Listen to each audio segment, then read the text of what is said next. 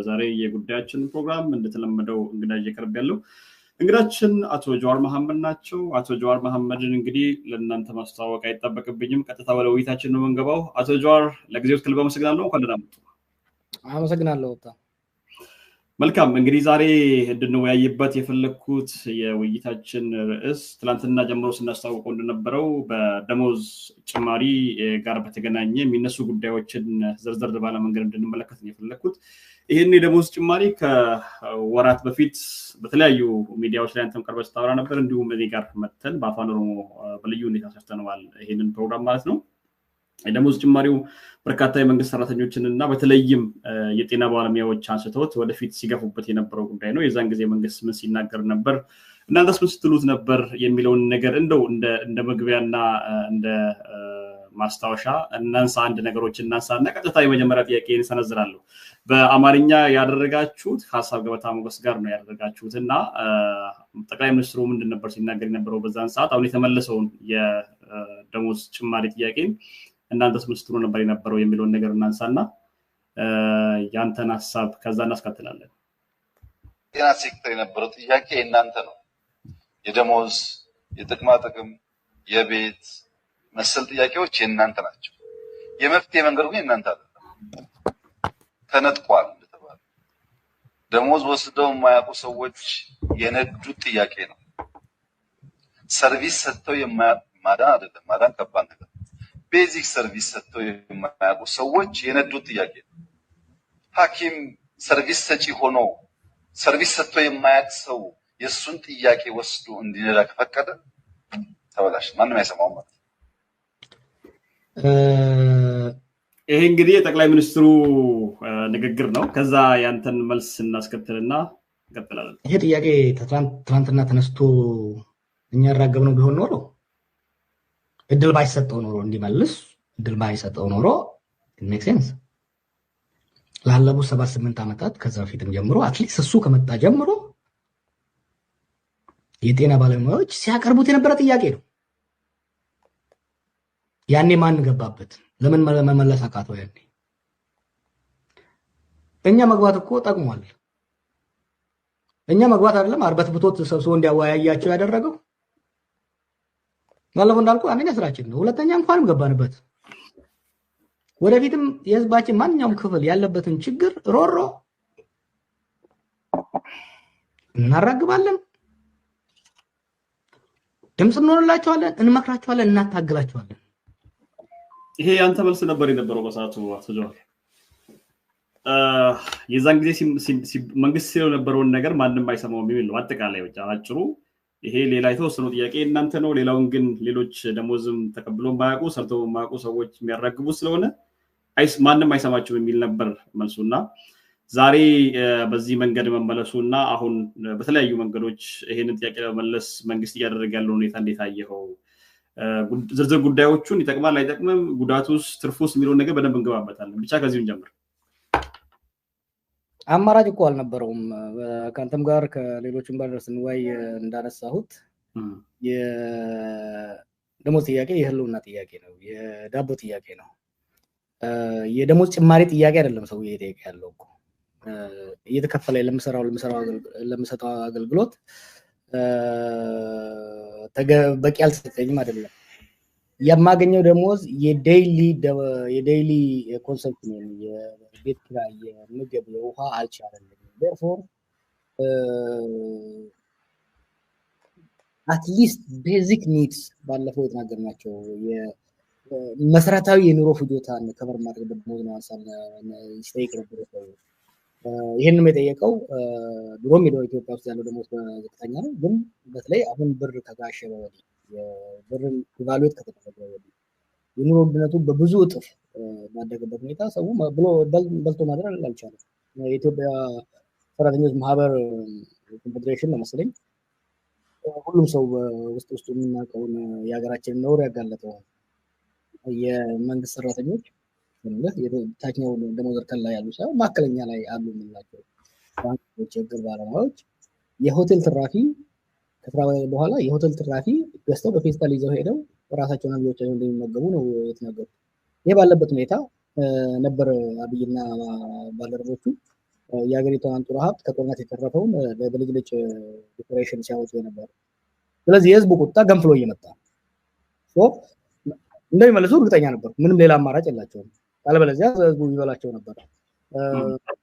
በቂ ነው፣ ትክክለኛ ነው፣ ጊዜያዊ ነው የሚለውን ማየት እንችላለን። ግን ወደው ሳይሆን ተገደው የመለሱት ከአይኤምኤፍ ጋር እኮ የገቡት ስምምነት ሞር ግብር መጨመር፣ ሌላውን ግብር የማስፋት፣ በትምህርት በሌሎች ማህበራዊ ፋይዳዎች ላይ መዋል ያለበትን በጀት በመቀነስ ግብር የመሰብሰብ ስምምነት ነው የተስማሙት።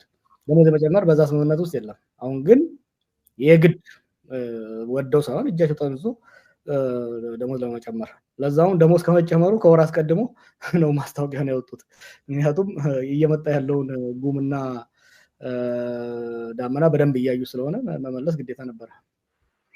ጥሩ እንግዲህ እነዚህን ነገሮች ስንመለከት አሁን በጠቅላይ ሚኒስትሩም ሆነ በካቢኔያቸው እንዲሁም በአጠቃላይ በመንግስቱ እየተደረገ ያለውን ርብርብ ደሞዝን ለመመለስ እየተደረገ ያለውን ርብርብ እንመለከታለን እና በአጠቃላይ እዚህ ደረጃ ምን አደረሳቸው የሚለውን ነገር መንካቱ ጥሩ ይመስለኛል። አሁንም ዝርዝር ጉዳዮችን እንገባበታለን። የደሞዝ ጭማሪው የሚያስከትላቸው የኑሮ ውድነቶችን እና ሌሎች ነገሮችን በተጓዳኝ በርካታ ሰዎች የሚያነሷቸው ሀሳቦች አሉ። በተለያዩ አቅጣጫዎች የሚነሱ ጉዳዮችንም እናነሳለን። መንግስት ከሁለት ወር እንኳን በደንብ አልሞላውም እና ከሁለት ወር በፊት ይሄ ነገር የእናንተ አይደለም ማንም አይሰማችሁም ከማለት ደሞዝ ጨምረናል ብሎ ወራትን አስቀድሞ መናገር ደረጃ ምን አደረሰው? ምን እዚህ ደረጃ ላይ ያመጣው ምንድነውስ? በዚህ ሁኔታ ሐሳቡ እንዲቀየር ያደረገው? በዛን ሰዓት መመለስ እንችላለን ጊዜ ስጡን ማለት አይቻልም ነበር ወይ? በዛን ጊዜ ዛቻና ሰዎችን ማሰር እንደውም የጤና ባለሙያዎች እስካሁን ራሱ ከእስር ቤት ያልወጡ አሉ። በዛን ጊዜ ታሰሩ ይሄን ጥያቄ ጠይቀውና እነሱ እንኳን ከእስር ቤት ባልወጡበት ሁኔታ ይሄንን ጥያቄ መልሰናል ደሞዝ ጨምረናል ብሎ መናገሩ ምን አመጣው እዚህ ደረጃ መንግስት እንትላለ? ላንተ ነው መሰለኝ ያልኩት። መንግስትና አህያ አንድ ናቸው። ካልጠለዟቸው ወደፊት አይሄዱ፣ ተሸክሞ ነው የሚተኙት። that's one። ሁለተኛ ደግሞ ብልጽግና የኢህአዴግ ልጅ ነች። ለህዝብ ያላቸው ንቀት፣ ለራሳቸው ያላቸው ልክ ብዙ ወታደር ስላላቸው እነኚህ ደግሞ በኢህአዴግ አትሊስት ሰፋ ያለ ነበር። እነኚህ ደግሞ ደሴት ፈጥረዋል። እቺ ብልጽግና የምትባል የህዝቡን ሮሮ አላወቁም። ለሚቴል ሚስቴክ ምን አይነት ሚስቴክ እንደሰራው ይሄ ጥያቄ ሲመጣ ቁጭ ብሎ በተረጋጋ መልኩ ከራሱ ካቢኔ ጋር ከታች ካለው ጋር ከመወያየት ይልቅ ግር ብሎ በጤና ባለሙያዎቹን መምህራኖቹን ሰበሰባቸው፣ በራሱ ወጪ አደራጃቸው። ከምስራቅ ከደቡብ ከሰሜን ከመካከል መጥቶ ለመገናኘት የሎጂስቲኩም የፋይናንሻል አቅምም የጸጥታም አመቺነት የሌለውን መምህራን የጤና ባለሙያ አንድ ቦታ አሰባሰባቸው። ቀን ቀን የሱን ዲስኩርስ ሲኮመኩሙ ብለው ማታ ሲደራጁ ነበር። አሁን ባደረጉት ግምገማ በተለይ ከታች እርከን የመጣው የወረዳ ሌላ አመራር ይሄን እውነታ ስለተረዳ ባደረጉት አሰስመንት ሊፈነዳ እንደሆነ አውቀዋል። ሐኪሞቹን አሰርን ብለው አባረርን ብለው የሐኪሞቹን እናንጣው። ለምሳሌ የሐኪሞቹ ላይ ያደረጉት ክራክዳውን በጣም አልተሳካም። ምን አረጉ? ሁላችሁም ተባራችኋል ብለዋቸው ሆኖም ግን ማስታወቂያ አወጡ። 200 ምናምን አይ ቲንክ አንዱ አዲስ አበባ ያለው ሆስፒታል 100 ምናምን ሰው ለመቅጠር አንድ ሰው አፕላይ አላደረገም። that's how unified these workers are። መምህራኖቹ በየቦታው ሲሰበስቧቸው ነበር። በወረዳ ሲሰበስቧቸው፣ ከዛ በዞን፣ ከዛ በክልል፣ ከዛ ደግሞ እስከ በፌደራል መጥተው አብይን አገኙት። በዛ ሲደራጁ ነበር። ሐኪሞቹም ቀን እየቆጠሩ ነው እያየህ እንደሆነ የጤና ባለሙያዎቹ ቀን እየቆጠሩ ነው እንደገና ሌላ ስትራይክ ለማድረግ። መምህራኖቹ ደግሞ ትምህርት ቤት እስኪከፈት እየጠበቁ ነው። በዛ ላይ የመዳበሪያ ዋጋ ሰማይ ከመግባቱ የተነሳ በገበሬው ዘንድሮ አላረሰም። ባለፉት 3-4 ዓመታት የተመረቀው ተማሪ ስራ አልያዘም። ባዶ ሆዱን የተበጣጠሰ ልብስ ለብሶ በረንዳ ላይ ቆሞ እየቆዘመ ነው ያለው። ይሄንን የማንቀሳቀስ የማደራጀት ስራ እየተሰራ እንደሆነ ያውቁታል። በፍራቻ ተርበትብተው ነው ገና መስከረም ሳይመጣ ነሐሴ ላይ ለማሳወቅ የወሰኑት እንዳይፈነዳባቸው ስለፈሩ። ይሄንን የአመት በዓል ወቅት በተለይ ችግሩ እየተባባሰ ስለሚሄድ ይሄን ስለተራጠሩ ነው። ከፍራቻ የተነሳ ነው በከፍተኛ ሁኔታ በፈጣን ሁኔታ ይሄንን ለመግለጽ የተገደዱት። ምክንያቱም ምን ሆነ መሰለ ሌላ ተውና ሌላ ተውና ኮኦፕት ሊያደርጓቸው ለምሳሌ የመምህራን ማህበር የሰራተኞች ማህበር ኮንፌዴሬሽን ላይ ከመንግስት ጋር ያሉ ድርጅቶች ናቸው መንግስት ኮኦፕት አድርጋቸው መንግስት ጋር የሚሰሩ እነሱ ራሱ መንግስት እንደፈለገው አፍንጫቸውን ይዞ መሄድ አልቻለም ምክንያቱም ችግሩ በጣም ገፍቶ ስለመጣ የፓርላማ አባላት እኮ ጠይቀዋል ደግሞ ጀማሪ ወታደሮች እየጠየቁ ነው ጀነራሎች እየጠየቁ ነው ፖሊስ እየጠየቀ ነው ምክንያቱም ሰው በልቶ ማደር አልቻለም አብይን ማየት አልቻለም ምክንያቱም አብይ ከቤተ መንግስት ሲወጣ ይሄንን ያሸበረቀ ጎዳና ነው የሚያየው እያንዳንዱ ሚኒስቴር ከዚህ በፊት ብዬ ያለው የራሱ ሼፍ ከሸረተና ከሂልተን ቀጥሯል they live in different world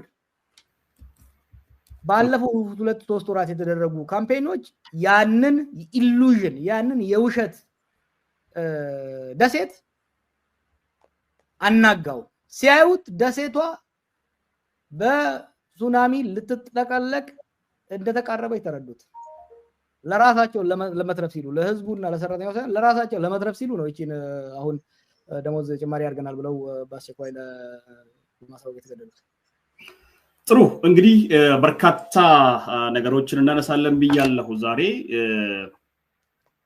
ወደ ኋላ ለመልስ ነው ጀዋር 2018 አካባቢ መልሰናለሁ ዛሬ ያለንበትን የሀገሪቱን ኢኮኖሚ ለማንሳት መንግስትና የመንግስት ደጋፊዎች ወይ ደግሞ ፋርሲ ቡላዎች የሚሉት ነገር መንግስት ባዶ ካዝና ነው የተረከበው ባዶ ሀገር ነው የተረከበው ያንን ባዶ ካዝና የተረከበ ሀገር ነው ወደዚህ ያመጣው ልማቱንም ብልጽግናውንም እንግዲህ ብልጽግናው ይመስለኛል እነሱ ብልጽግና የሚሉት በአጠቃላይ እንሰደላቸውና በዛ መንገድ ያንን ወደዚህ ደረጃ ያመጣ ነው ደሞዝ ጭማሪ የምንጠየቅበት ጊዜ አይደለም ላው ላይ ያለንበት ሁኔታ ባዶ ሀገር ነበር የተረከብነው ባዶ ካዝና ነበር የተረከብነው ለዛም የውጪ ምንዛሪ ወደ 9 ቢሊዮን ዶላርስ የውጪ ምንዛሪ ነበረብን ያንን ዕዳ መክፈል ነበረብን የሚል ነበር ጠቅላይ ሚኒስትሩ ጭምር ሲናገሩበት የነበረውን ነገር ነው አሁን እያነሳውልኝ ያለሁት ያንን ጠቅላይ ሚኒስትሩ የሚናገሩበት የነበረውን ነገር እስኪ ያንተ ምልከታ ምንድነው እውነትስ 2018 ላይ የነበረው የሀገሪቱ ኢኮኖሚ ምንድነው ይመስላል የሚለውን ከዚህ ከጠቅላይ ሚኒስትሩ ንግግር በኋላ እንመለስበትና ወደ ዛሬ ወዳለበት ሁኔታ እንመጣለን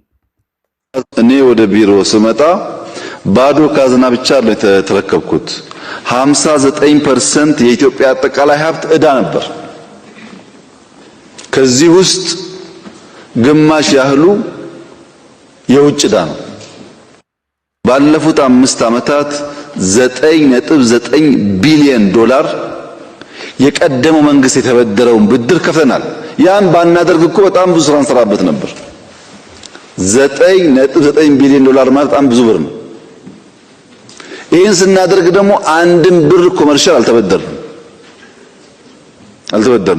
አይ ለልጆቻችን ዕዳ ነው የሚተላለፈው ይቅርብን ብለን ያለውን ነው የምንከፍለው አሁን ያለውን የብድር ሁኔታ እንመለስበታለን ያንን መሸከም የሚችል ኢኮኖሚ ነበረው የበዛ ሀገር ውስጥ ብድር ሳይቀበሉ ያንን ዕዳ 59% የሀገሪቱን ዕዳ መሸፈን የሚችል ኢኮኖሚ በሀገሪቱ ውስጥ ከነበረ የሀገሪቱ ኢኮኖሚ እንዴት ነው የሚታየው እውነትስ የሀገሪቱ ኢኮኖሚ በዛን ሰዓት አሁን እሳቸው እንደሚያወሩት ነው ወይ የነበረው ፋርሲ ቡላዎች የሚያነሱት ሐሳብ አለ እንግዲህ ከዚህ ጋር በተገናኘ ባዶ የነበረችን ሀገር የተራቆተችን ሀገር እነሱ ወደ ቲፒኤልኤፍ ነው የሚወስዱት ቲፒኤልኤፍ መንገዱን ካዝናውን ሁሉ ዘርፎ ወደ መቀሌ የሄደበትን ባዶ ካዝና የተረከብንበት ብሎ ነው የሚያነሱትና በአጠቃላይ የሀገሪቱ ኢኮኖሚ ደግሞ ራሱ መልሶ ያንን ሁሉ ዕዳ መክፈል የሚችል ነበር በሰዓቱ ምንድነው ያንተ እይታ እዚህ ላይ ሎክ ከመለስ ሞት በኋላ የኢትዮጵያ ኢኮኖሚ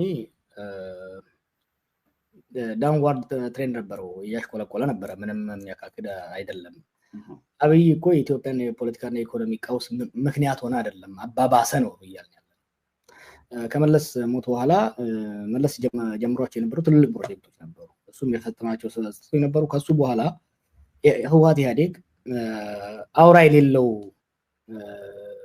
ከብት ነው ማለት ይችላል እና ጀነራሎቹ ሚኒስትሮቹ እነዚህ ሜጋ ፕሮጀክቶች ላይ የተሾሙት የተብላሹ ማሽኖችን መግዛት ከዛ የሚተርፈውን ገንዘብ ለግልና ለቡድን መጠቀም ኢኮኖሚው ሚስ ማኔጅመንት ነበር በኃይለ ማርያም ጊዜ ሲሪየስ የሆነ ኢኮኖሚክ ሚስ ማኔጅመንት ነበር ብድር መበደሩ ችግር የለውም እኮ ብድር ተበድረ ከሰራህበት ብድር ነሰርሊ መጥፎ አይደለም ለሀገር ክሬዲት ሲስተሙ ይሰራል።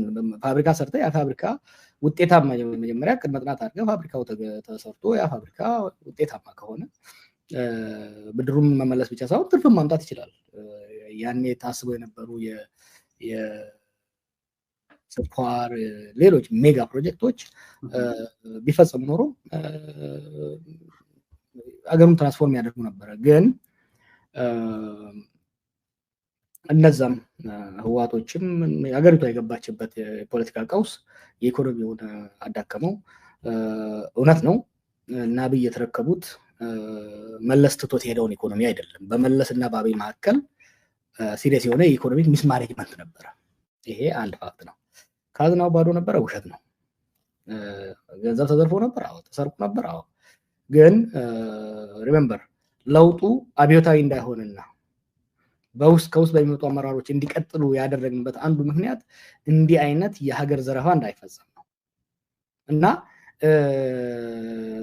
የሀገሪቷን የተቋማዊ የኢኮኖሚ ተቋማት ከልክ በላይ ሊያዛንፍ የሚችል ዘረፋ አልነበረም የተካሄደው። ኢኮኖሚ ነው ፉሊ ሄልዚ፣ ግን እዛው ነበር። ኦኬ ሌትስ ሴይ 9.9 ቢሊዮን ብድር ከፈልኩ ነው ያለው። ስንት ያህል ገንዘብ ነው በጦርነት ያጠፋው አብይ? 60 ቢሊዮን ዶላር ነው። ትግራይ ላይ በትግራይ በተደረገው ጦርነት ብቻ 30 ቢሊዮን ነው የከሰርነው። አማራ፣ ኦሮሚያና ሌላው ስንጨምረው ይሄ ማለት የወደመው መሳሪያ፣ የወደመው መሰረተ ልማት፣ ኦፖርቹኒቲ ኮስቱ፣ ያጣነው ኢንቨስትመንት ስድምረው 60 ቢሊዮን በትንሹ እስከ 100 ቢሊዮን ሊደርስ የሚችል ነው።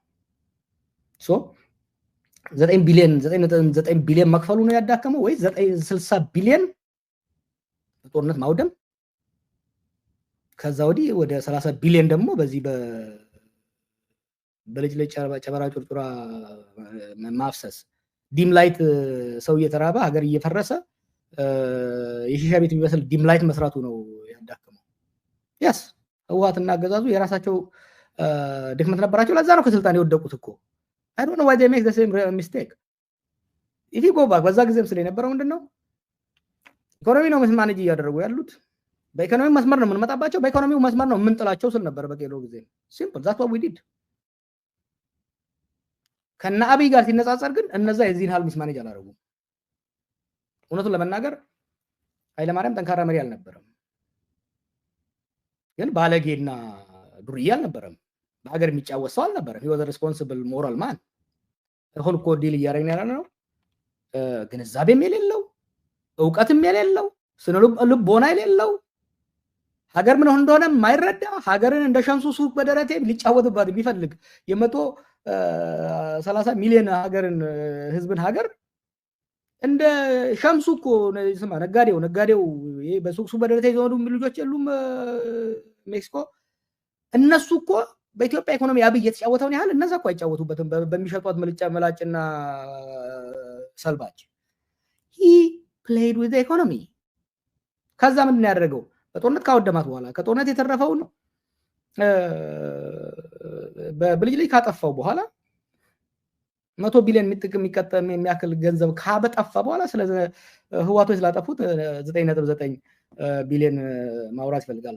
ህዋቶችማ ተቀጡ፣ ስልጣን አጡ እኮ በዛ ምክንያት። ናው እሱ በእነሱ ማአት እጥፍ 10 እጥፍ አጥፍቶ እነሱ ላይ ሊያላክክ ይፈልጋል። ኖ አብይ ሀገሪቷን በጦርነት አድቅቆ ከዛ የተረፈውን ገንዘብ በብልጅልጅ ላይ አባክኖ መጨረሻ ላይ ምን አደረገ? እንግዲህ በጦርነት የተዳከመን ኢኮኖሚ ከዛ የተረፈችውን በብልጅልጅ የጠፋን ኢኮኖሚ ስትራክቸራል አድጀስትመንት ብሎ ሄዶ ከ1980ዎቹ ወዲህ በአለም ላይ የተጠላን ስምምነት ከአይኤምኤፍ ጋር ገባ። ይህ ማለት ምን መሰለህ? ኦሬዲ ታሞ ከአልጋ ቁራኛ ለሆነ ሰው ኮሶ እንደመስጠት ነው። ኢሚኒቲው ተዳክሞ አልጋ ላይ የተኛን ሰው ኮሶ ብትሰጠው ሽንት ቤት ሄዶ እዛው ነው የሚሞተው፣ እዛው ነው የሚቀራት። that's what he did to economy። ኢኮኖሚው ኮላፕስ አደረገ። ሶ ምንድነው አሁን እያደረገ ያለው? ብር ፕሪንት እያደረገ ደሞዝ ወደ መስጠት ነው እየሄደ ያለውና ይሄ he has nobody to blame። ቲፒኤልኤፍ ላጠፋችው ጥፋት ተቀጣለች፣ ከስልጣን ተባራለች። ኃይለማርያም ላሳየው ድክመት እጅ አውጥቶ በቃኝ I messed up ብሎ ስልጣን ለቀቀ now you want to blame that man you want to blame that man the man who acknowledge የራሱን ድክመት acknowledge አድርጎ ስልጣን የለቀቀን ሰውዬ blame ማድረግ ይፈልጋል